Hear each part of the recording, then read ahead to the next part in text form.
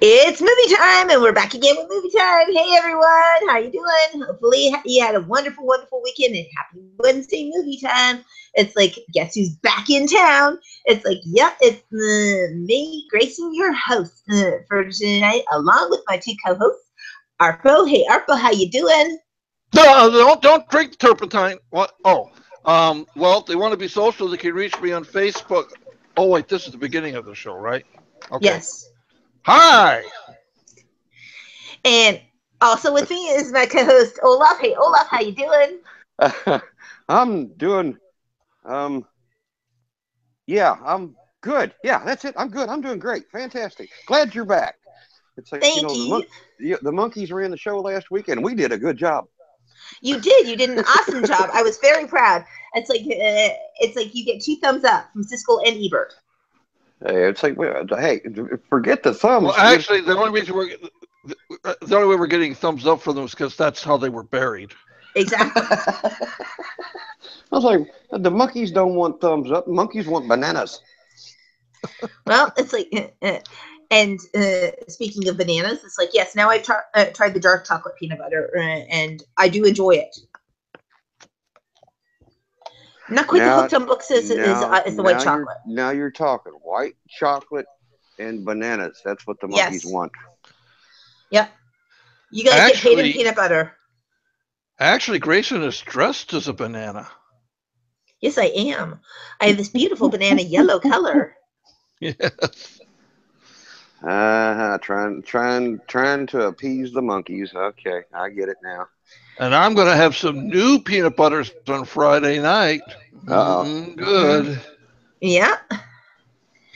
And so tonight we also have a couple of really nice hot button subjects for you guys in a very interesting manner, because some interesting changes have happened over the last couple of days. And I know that we've spoken of this subject before, but some interesting new developments have happened since then, since also the Cannes Film Festival, the last time that we had talked about this prior to that. And with the summer openings and everything, currently right now, there is a huge shift in the industry dealing with gender bias, and it's finally being spoken out and talked about in regards to the inequality of gender bias and race bias in the industry. For a number of years, they've said in terms of gender bias, it's like, no, it's just one of those things. It's an all boys network, all of those 50,000 excuses that they use. Well, there's an article here right now that that we'd love to bring to your attention. It was from Catherine Hardwicke, and everybody who remembers Catherine Hardwicke, she is the director for movies like Twilight and things like that, and she has an amazing IMDb resume before that. And even the article is coming from the thing called The Wrap, and it says, Catherine Hardwicke says, now's the time to fix Hollywood's gender disparity. There's also been an article recently from Kirsten Dunst and Sofia Coppola about Hollywood sexism and their feminist Beguile remake. There's also been other ones talking about the fact that it's like New York has just decided that they are going to fund an extra $5 million on top of their $420 million tax credit to give specifically to people who hire females in positions such as director, producer. So it's quite the shift that's happening. And let's just say that Wonder Woman's box office says it all. 600 million already and growing each and every day. Came in this week number 2 at there. It's like more movies that are coming in with larger female presence that's coming in. It's like suddenly the industry is starting to notice that women can handle bigger budgets. Women can direct. And women can be DPs. And we're not just people in the corner any longer. So what do you guys have to think of this new shift and change? About time. It's like, I think it's a good thing. In other words, that because, it's like, I guess one of those things, not to sound chauvinistic or anything, but, a lot of times, like you say, the women have played parts or been involved in all these movies, and, handling a lot of the, the big important decisions, or making sure that the money goes to the right places and everything, doing things that directors and producers would should be doing. And I think it's about time that they start letting them actually do it. And a lot of the films that some of the ones that have been that I've seen that have been directed by women, great movies. So Mm-hmm. they're just as good, if not better, sometimes than some of the guys, some of the men. Yeah. So And here's the crazy thing too. Just as many women graduate from film school, and Yeah. yet we never see the women. They're like Hollywood's invisible citizens, Yeah. and they don't get the kind of pay that men get. I mean, the superstar actresses do not make the same kind of money that a superstar actor makes. And the funny thing is that this is not only a studio problem. Actually, gender bias it goes even to indies, with only 25% of the major film festivals having female directors in there, and female DPs. It's like, it's very interesting to find that it's like finally we are starting to take notice of the fact that there has been enough years that has been put in the industry by people that maybe we need to start looking at those things. And okay, now I'm going to give you a real weird example. Yes. Okay, there's a movie. The basic material for the movie was written by a woman. Has Mhm. 3 strong women in the leading roles in the cast. The Mhm. 2 main producers are women. And they hire a man to direct the movie. But what? I'm referring, of okay. course, to A Year by the Sea. Mhm. And, don't get me wrong. Alexander Janko did a great job directing the movie. But I just think to myself, here's a movie about female empowerment, source material by a woman, 3 strong actresses, women producers. Why wouldn't they hire a woman director? Yeah. Because I think I have an answer to that. Is they wanted to make sure that the movie got made, and they might have thought that having a Well, woman director, they might have trouble getting funding, but having a male director, they knew they'd get funding easier. Mhm. I would go along with that if Alexander Janko had actually directed anything before. But this was his first movie directed. Now, don't get me wrong; he has a very big name in Hollywood, but it's for music and music arrangement. It's not for Yeah, directing. but it doesn't matter, because when you get into it's like gender bias. It's Mhm. They're going to look at, it's all women and women in the beginning, and it's a woman director. Well, it looks like a good movie. Maybe it'll be all right. Oh, well, they've got a guy directing it. Oh, well, it'll be fine. So it doesn't matter whether he's actually directed anything else before or not. A movie. He's done other things, but at least he has. It's a man, not a woman. Yeah. Yeah. Well, and this is some of the things that have been going on in Hollywood, as well as also in the indie scene as well.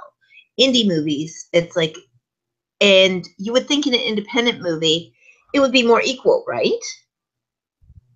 As opposed to having the movies that have the larger names and the larger No, box office. Well, no, the gender no, bias still continues. right. And I would not, it's like, without having statistics or anything in front of me, I would say that in the independent film industry, that the gender bias is even worse than, mainstream Hollywood. Hmm.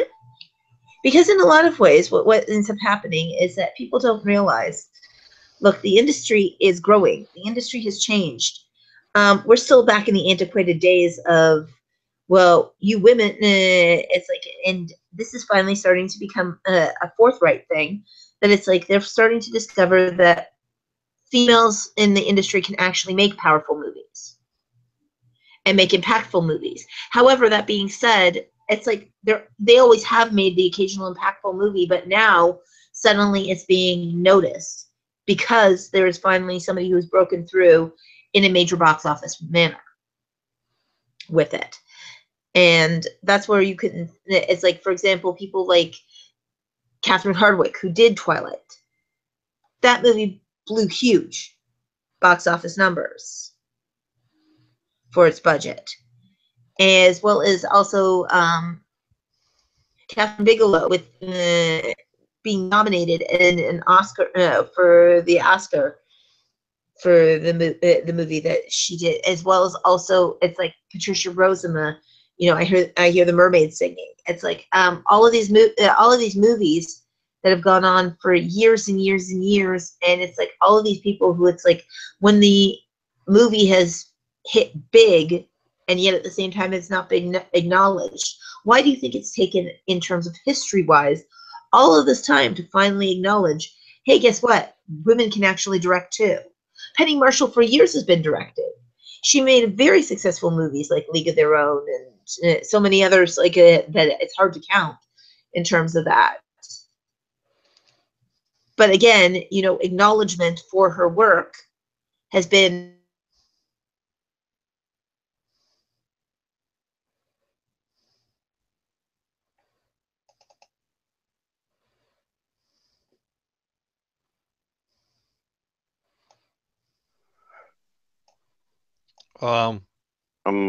What happened?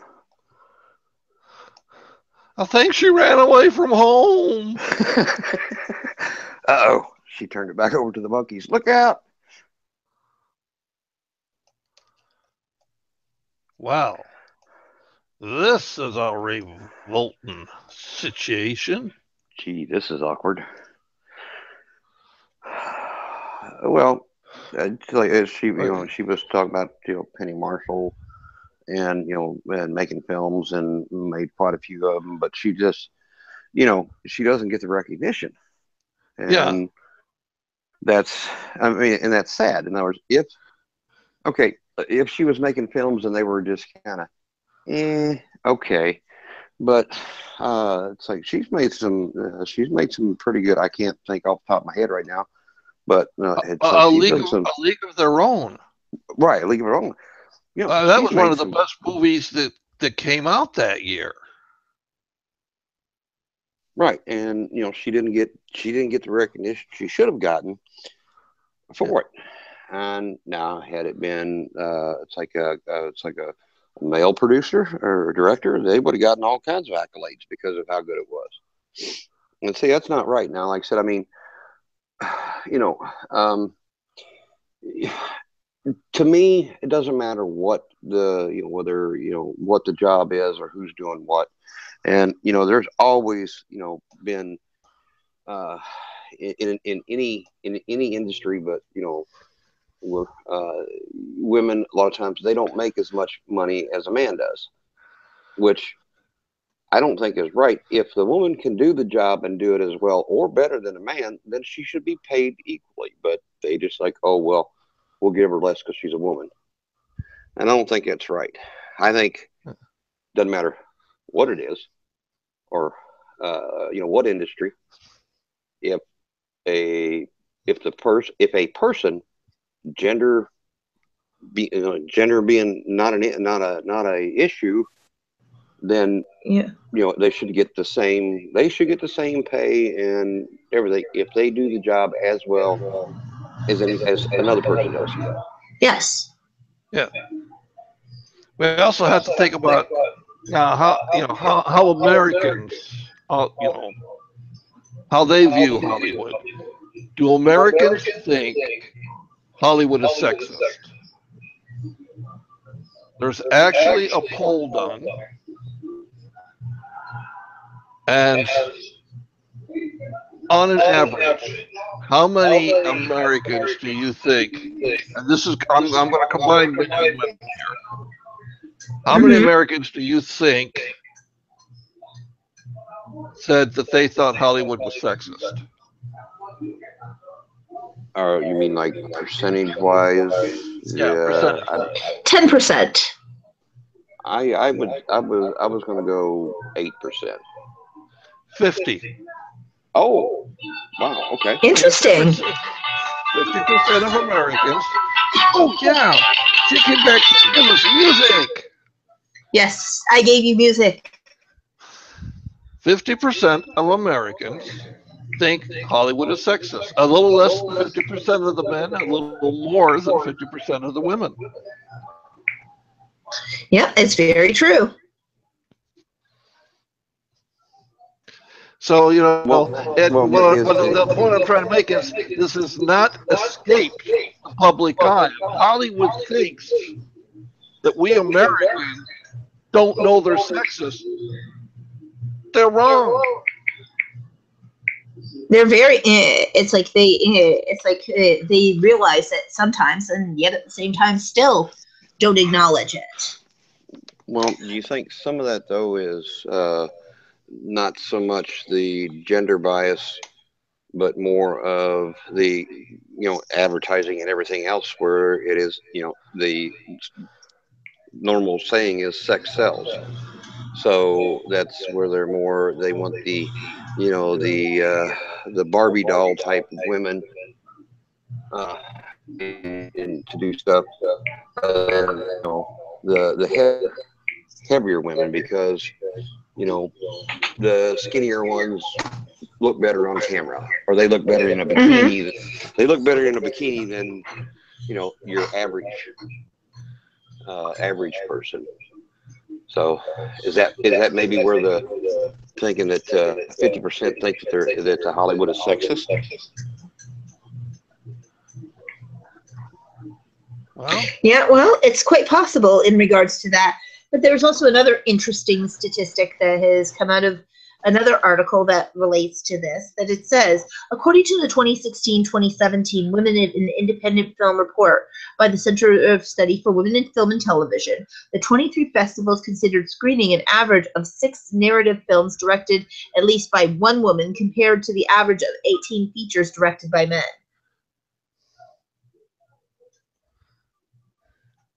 So basically, women get 25% and the men get 75%.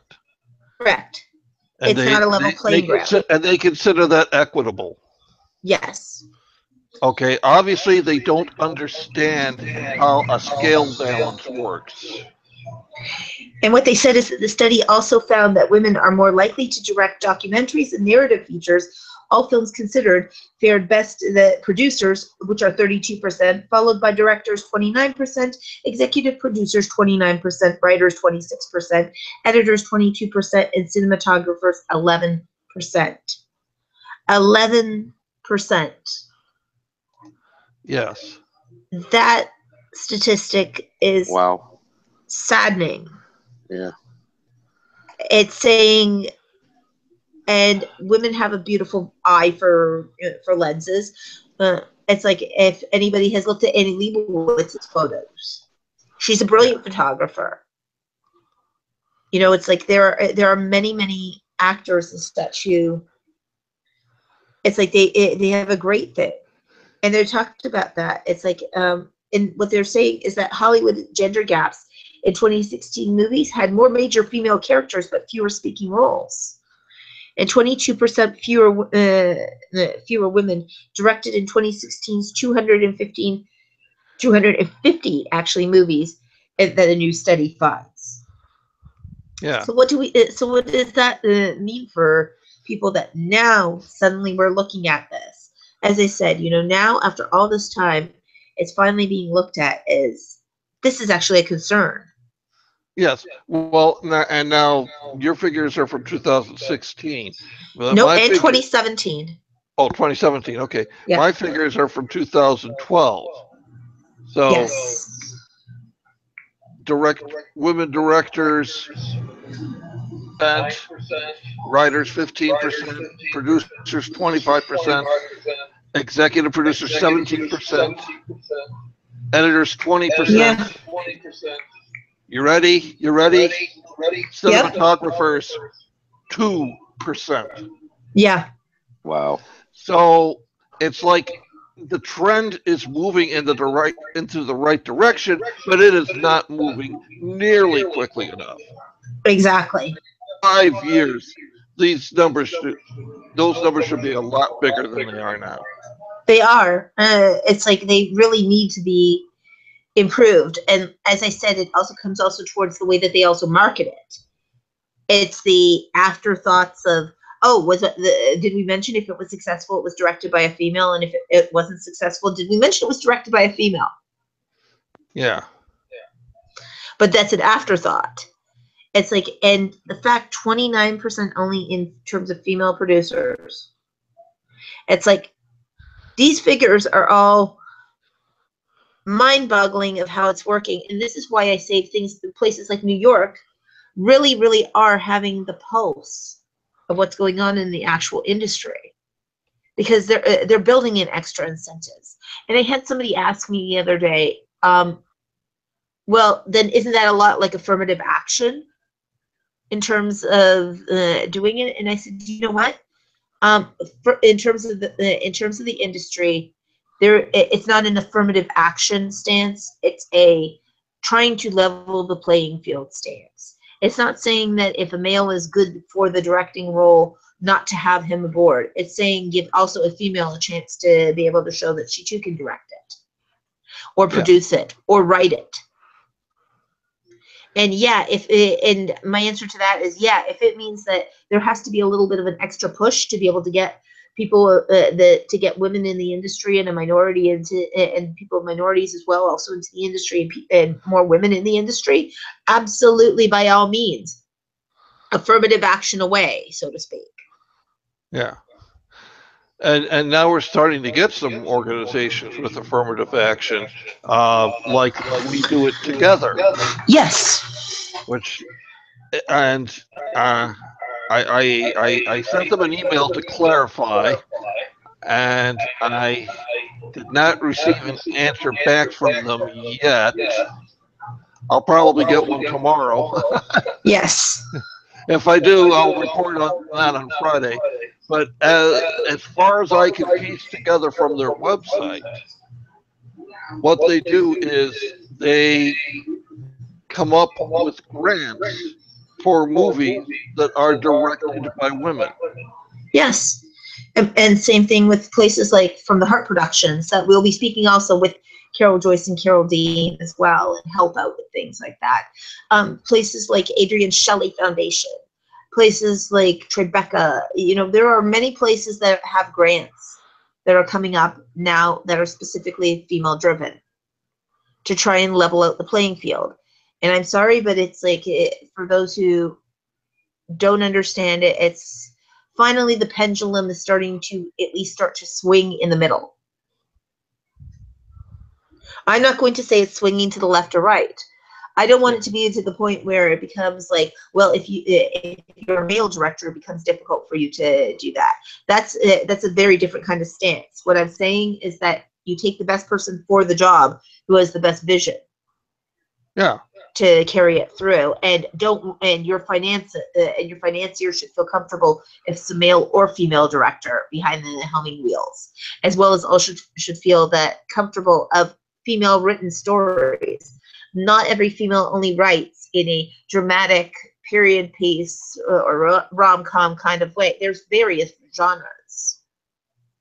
Yeah. There's a lot of great writers. It's like, and again, Anne Rice, it's like a interview from Vampire, like that movie.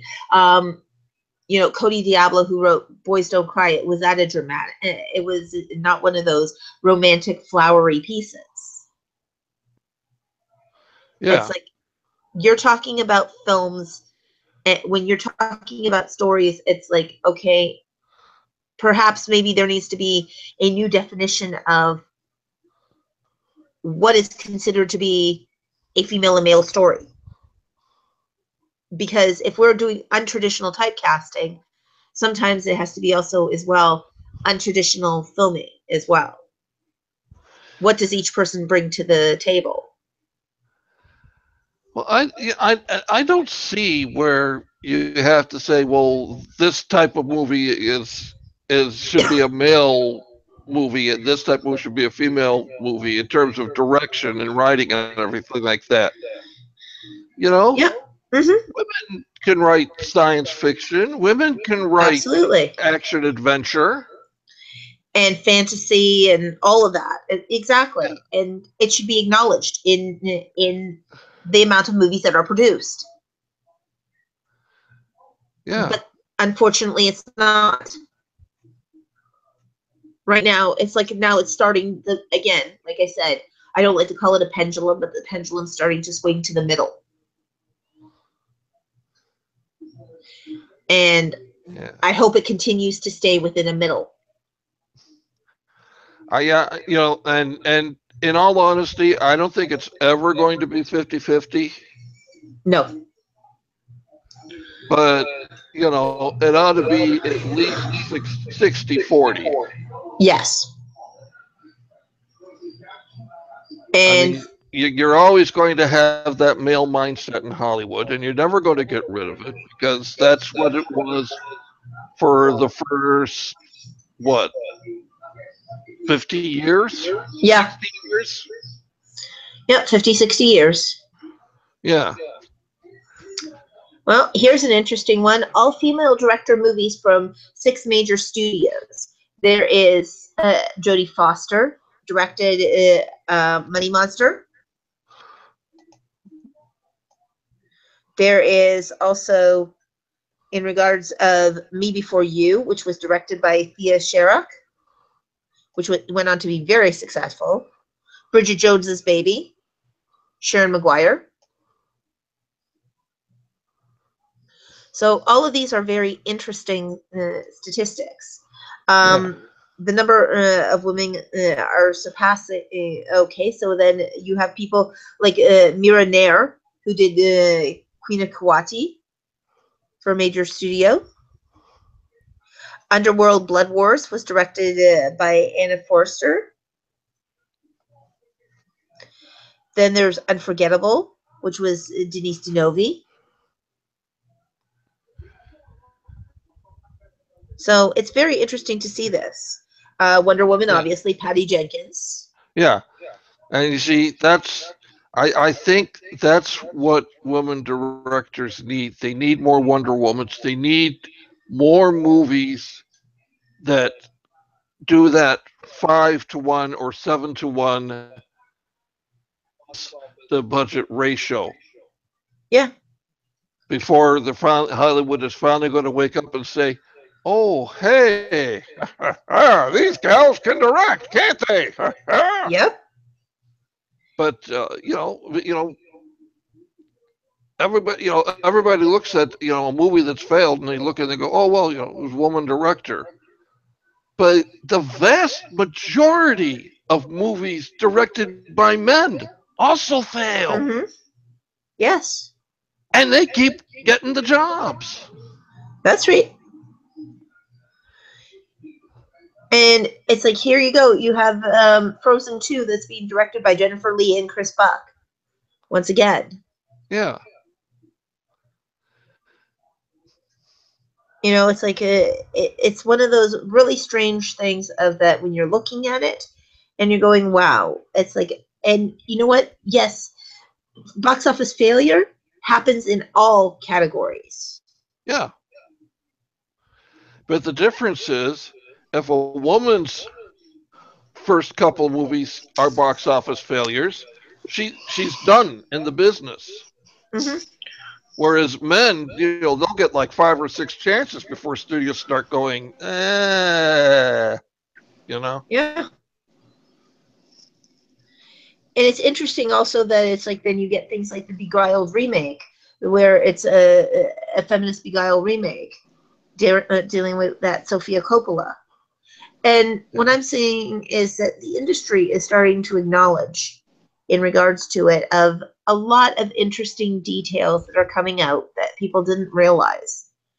Your chances in terms of the industry is starting to get really good if you have a very positive centric movie. Yeah. Well, that's an excellent choice for a woman director, The Beguiled, Yes. because as great of a movie as it was, I'm a huge Clint Eastwood fan, especially his westerns. Mm-hmm. And as great of a movie as that was, it was still kind of male centric. Yes. And I would really like to see how a woman director handles the same material. Yes. I think it's going to be the same movie, but an entirely different viewpoint. Definitely. And I think watching the two of them side by side is going to be like mind blowing. Mm-hmm. And it's Exactly. amazing when you think about it of what's going on. Right. And the other thing that's amazing is you figure out that when you're not being heard, it's because you're still on mute. Wow. I had some good comments to the last couple of minutes or 3 or 4 minutes, 5 minutes of conversation you all have had, but you didn't hear any of it because I was muted. Oops. Oopsie. And now the world will never know. Tell the world, Orloff, tell the world your Tell them comments. everything. Yes. Please do. I'm like, yeah, you forget I'm old. I don't. I can't remember. I can't remember past 30 seconds back. So But yes, it's like we're fortunate to have an industry that we can actually do a lot of these things. So it's really cool, and I actually love it. So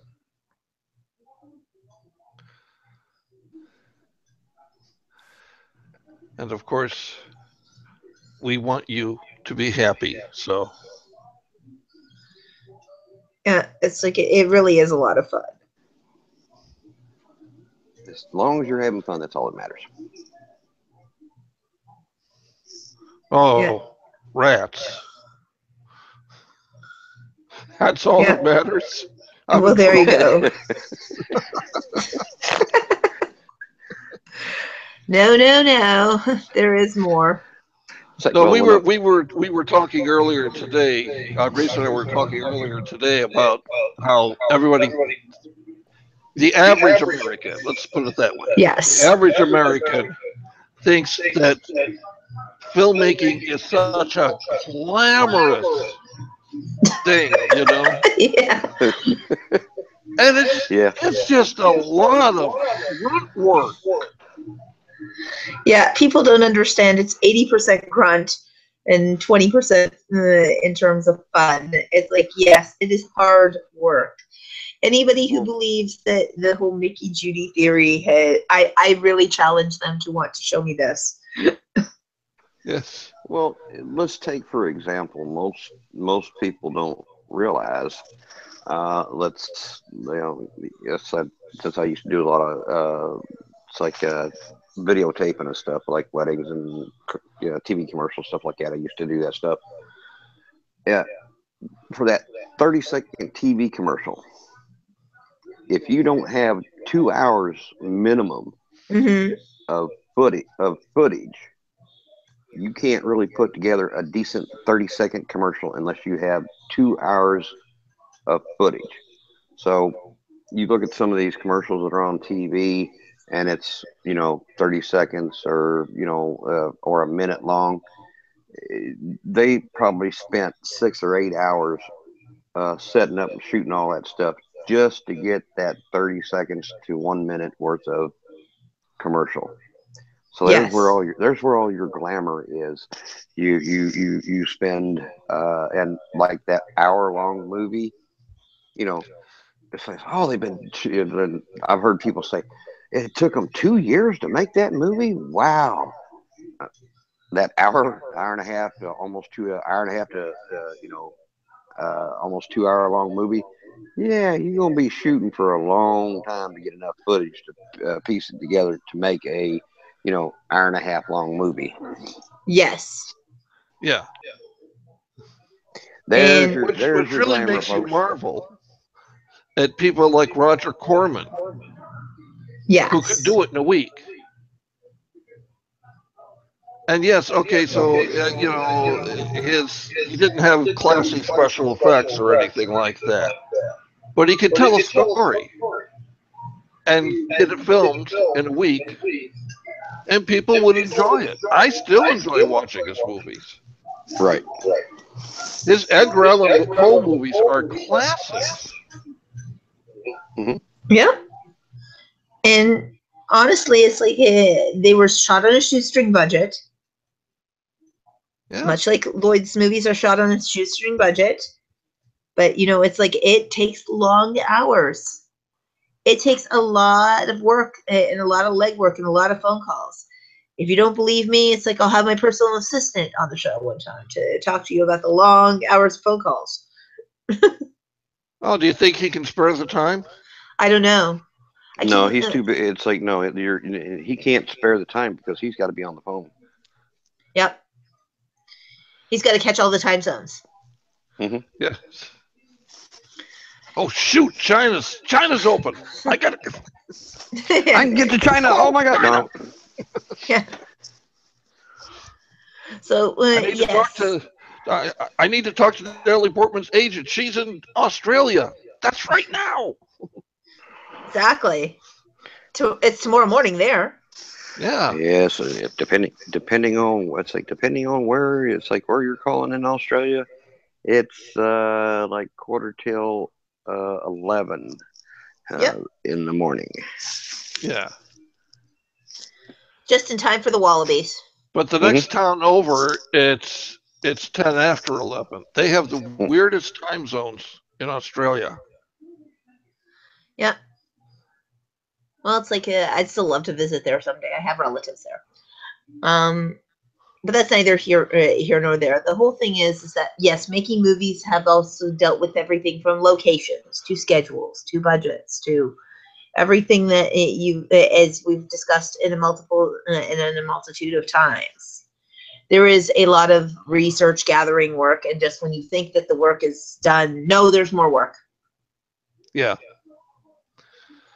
And then, when you do get the actors on the set and you think, okay, this is where the fun begins. No. Ah, Sure, it is. You get to hang out with the actors and talk to them, and have lunch with them, and that's the fun part. Yeah. Well, it well, takes a village to raise a movie. yeah. And it depends on the actor, too. Trust me, you don't want to be hanging out with Dustin Hoffman when he's doing like a Rain Man thing because he's a very method actor. And Yeah. if you approach him as anything other than his character, he will not even deal with you. Yes. Which I mean, I'm not offering that as a criticism. I'm just saying that's how he works. No. That's his technique and style. There are certain And actors you can approach and certain and actors you cannot he's won approach. enough Academy Awards to prove that it's valid. And he's not antisocial as a person. It's a matter of that when he's in character, he doesn't break character. Yeah. Which someday we will talk more about those styles as well. Coming up also in the next few weeks, we will also be talking to this wonderful troupe that I got to meet while I was in Chicago called Improvising Jane Austen. It was really great. And we'll get to meet those ladies. They're going to come on? You got them to come on? Yes. Oh, that's going to be so Awesome. awesome. Yes, it's like you will get to hear all about improv theater. It's like it was amazing. The show. It's like 2 words, and out of that was done an hour and a half long show. And right straight off the cuff, no script in mind, nothing.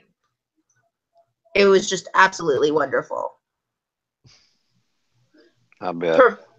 Perfect night of theater as far as that was to hit the topper. And of course, helps. I'm like totally Jane Austen obsessed, but that's okay.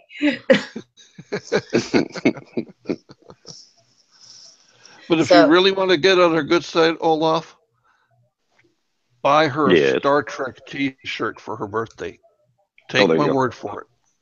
It's like Star Trek T-shirt, red or yellow or.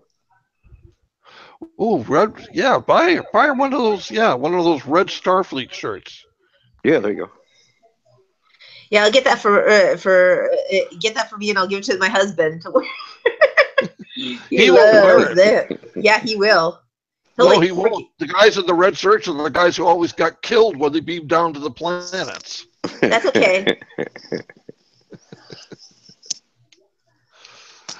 Just to And we have that figured maybe once logo. Olaf and I will have the show all to ourselves. There we go. It's like see what happens when you leave the monkeys alone too long. They start plotting. Yay. And it's like, I'm glad that they do, because it's like, that really was a very great show. And it's like, in regards to that. Now, I have that also brings me to a very interesting second topic today. I found another interesting article. It was called Movie Money Odds, Getting a Noble Film Financing Odds. Interesting story. It says, featuring your success odds. Filmmakers are not based on revenues, and filmmaking is not based on revenue and profits. It is for first timers 100%. Did you get financing? So, think profits, revenues, names, international co-productions, pre-sales, tax credits, cable deals, etc. for your second film. But for your first film, focus on get real, and B, get financing. In other words, even for your second film, I'll tell you right now, it's get the money, get the money, get the money. Yeah. And yes, all of those things as well, you want to consider as well. And it says here, to paraphrase it, and by real, it means accepting that neither you, nor your mom, nor your dad, nor marketable names, nor are they billionaires, and that you have to acknowledge that you have an excellent chance to succeed by starting where the odds are good, with either a mini budget, a micro budget, or a no budget film, which 80% of them actually are. So, and this is actually a very realistic article when it's looking at it, because it says 99% of producers, even Spielberg, start at the bottom as a locations person in movies. View the first Night at the Gallery episode, 2 actors, 1 room. So they have like a 1 location film that they start off with. And they talk about the odds in terms of that. It's a very interesting article. But what they say is first mega budget is 0.00001% chance of success. This means that studios this is a studio feature, aka eye candy. The story truly doesn't matter. It's just an explosion after explosion, visual effects thing. So 1 in a million for that. Medium budgets, 0.0001 chance of success, which this is to pre-sell at Cannes with the 50% government funding. A good theory, but not likely. Low budget, 1% chance of success, which is very interesting, because they say people like Roger Corman like the flick. Blood Zombies, Massacre Sorority Girls, Lloyd's Films, for example, Kabuki Man, as well as also Toxic Avenger, all low budget films. And they say this genre of movies or what are known as B movies are funded at 15% pre-sales, 35% of nation territories, and film markets like the AFM, Cannes, and EFM.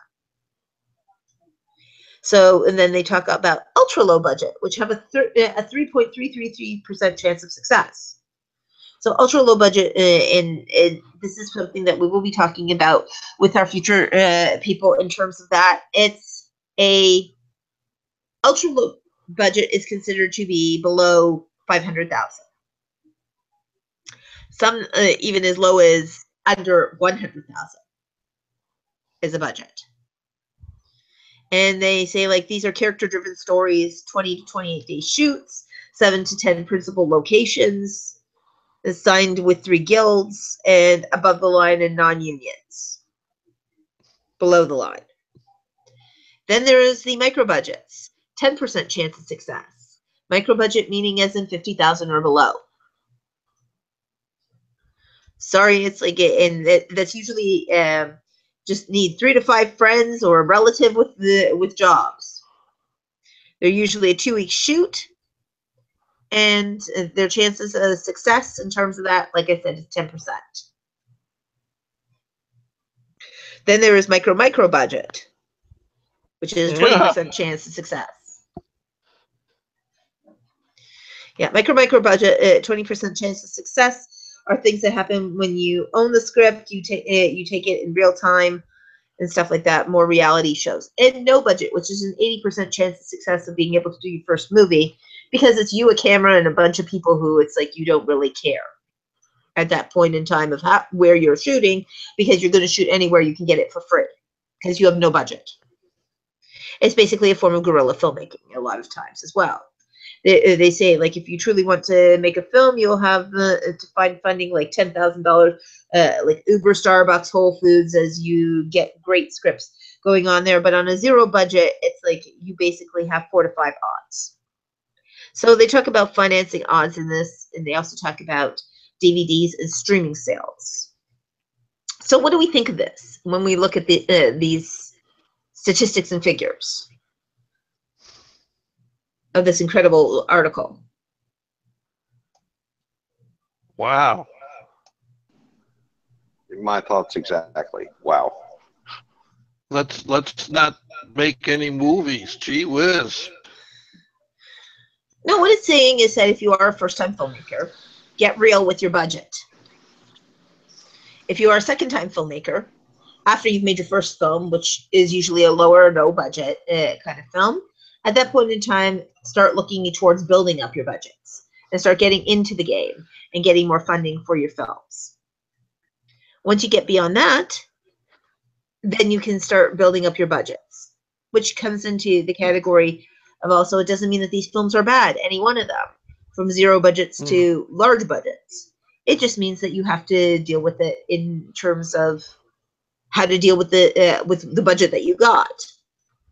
Right. So the lower the budget, the higher the success rate, but the harder it is to make a quality film. But you don't necessarily have to make a quality film if you have the story and the acting.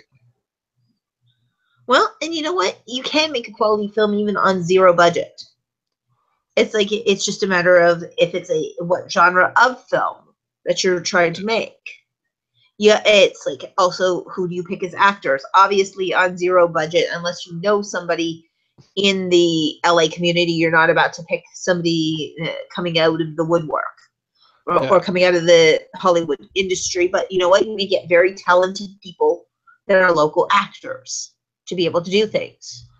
Yeah. And it may turn out to be a very beautiful film. Yes.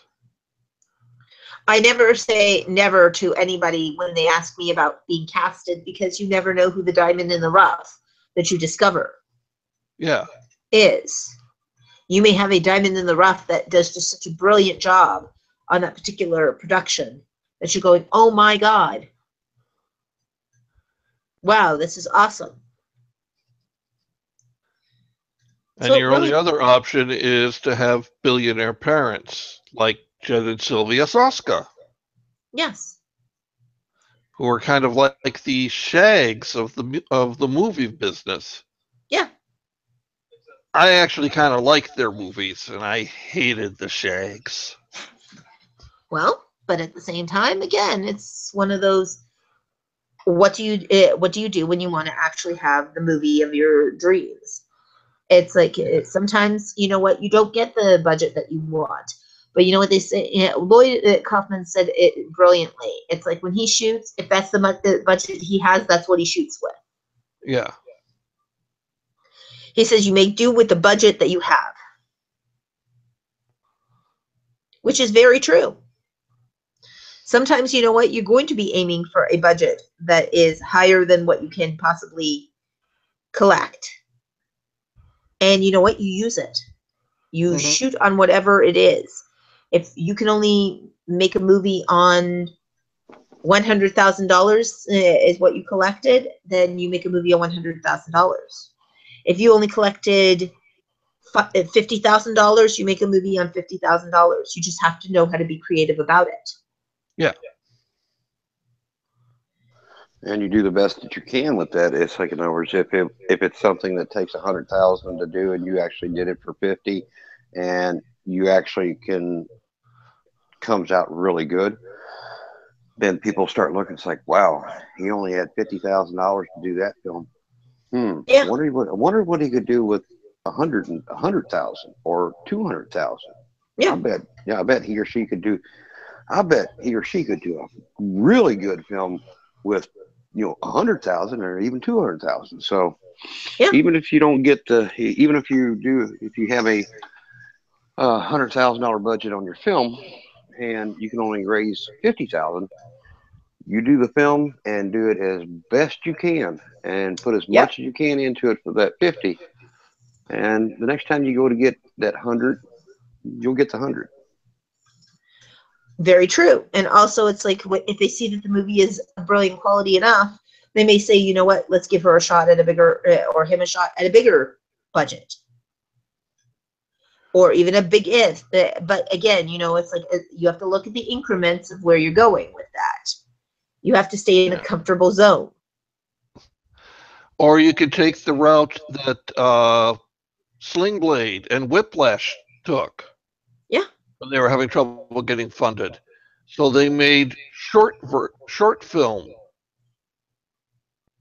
of them, got the attention of Hollywood, and were able to say, well, we have a full-length version of it, and got the funding because the short films were so good. So when you're looking at it, you also have to look at it from that point of view as well, which it's like also brings us to an interesting point. How to sell your films to Netflix. It's like, the digital market is always looking for content. Netflix, Hulu, even Amazon, places like that. But you know what? There's also other websites as well that are coming up. YouTube Red. There's like so many of them that it's like they're also always looking for content. Something original, something fun. So you never know. Your lower budget feature may or your lower budget television series may wind up on a Netflix or on that or on any of the other networks.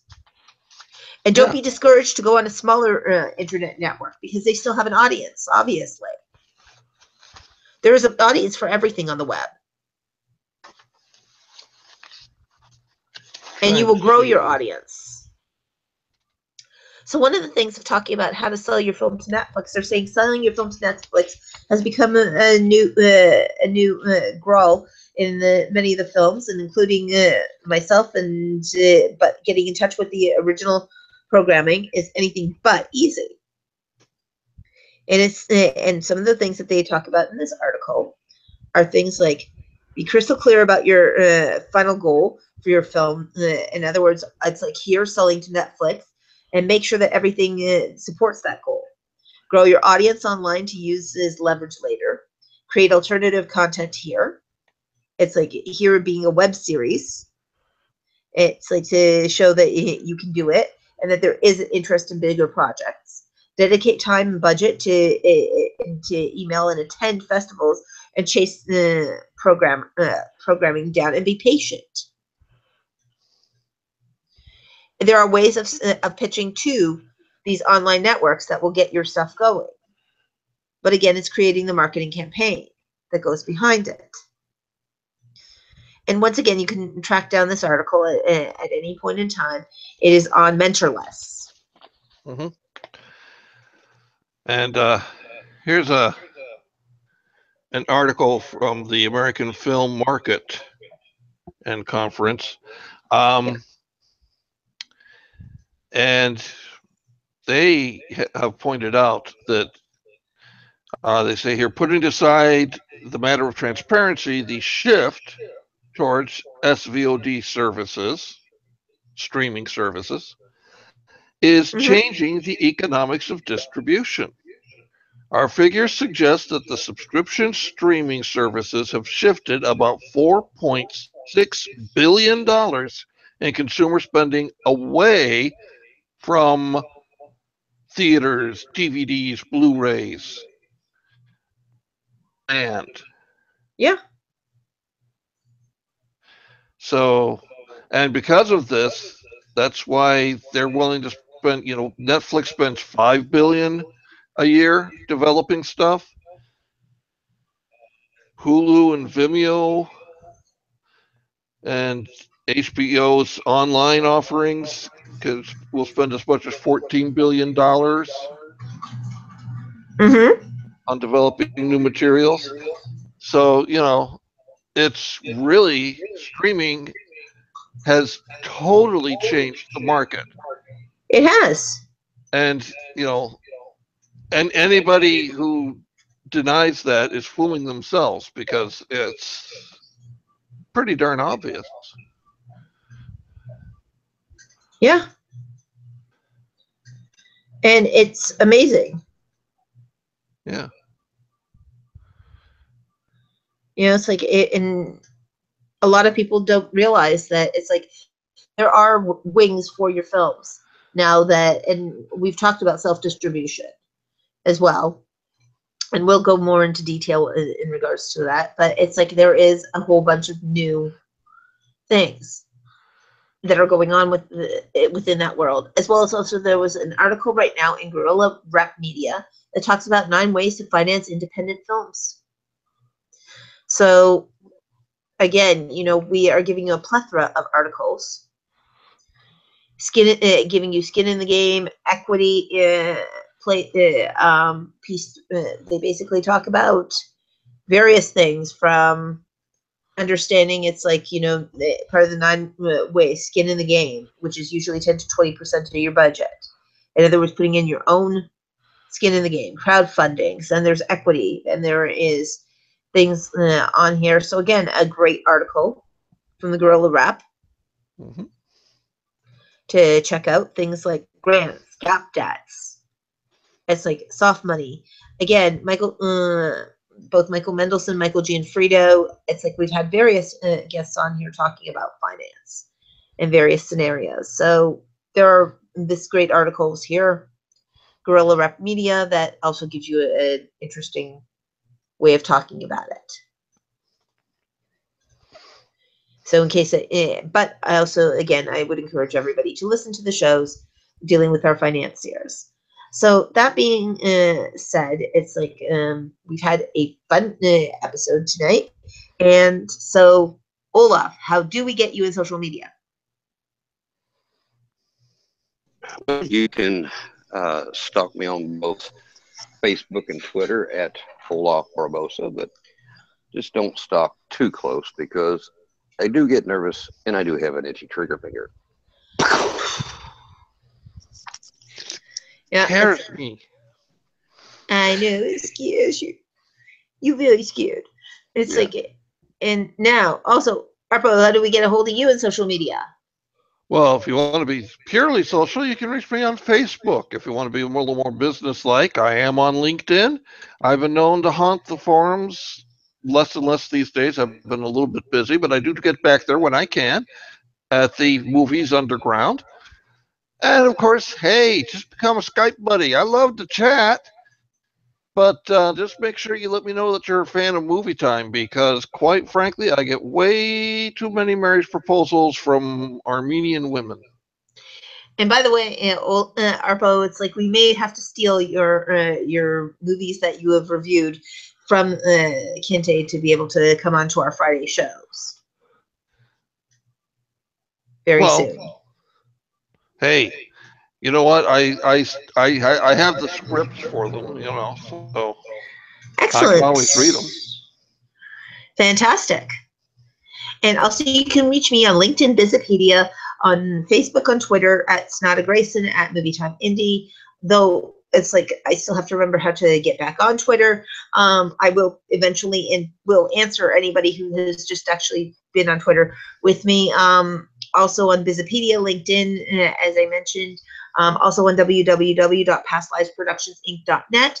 We also have a site dealing with the film on there now. Our is fully active regarding our campaigns, and also we have some interesting stuff coming up, including our Friday episode. So please stick around with us. We will get more in depth next week on our topics, as well as also with our guests, because we have 2 sets of very exciting guests coming up next week. So we look forward to it. Take care. Bye-bye. Thanks for listening.